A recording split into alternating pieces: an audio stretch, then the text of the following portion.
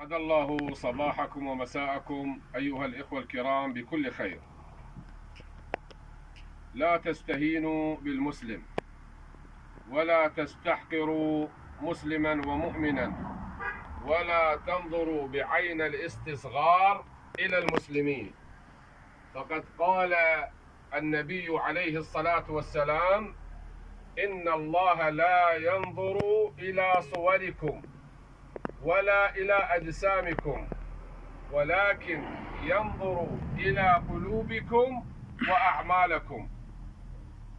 فالله سبحانه وتعالى ينظر إلى قلب المسلم وعمله بغض النظر عن لبسه وعن شكله وعن جسمه.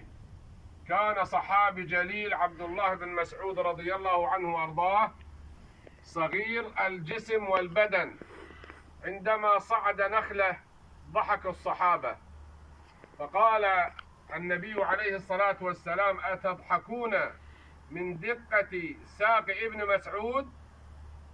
والله إن هذه الساق أعظم عند الله من جبل أحد. شون العظمة! الله سبحانه وتعالى قال: ولقد كرمنا بني آدم. فالله كرم بني آدم، وقال عليه الصلاة والسلام: ترى الرجل أشعث أغبر لو أقسم على الله لأبره. وصل اللهم على نبينا محمد وعلى آله وصحبه وسلم.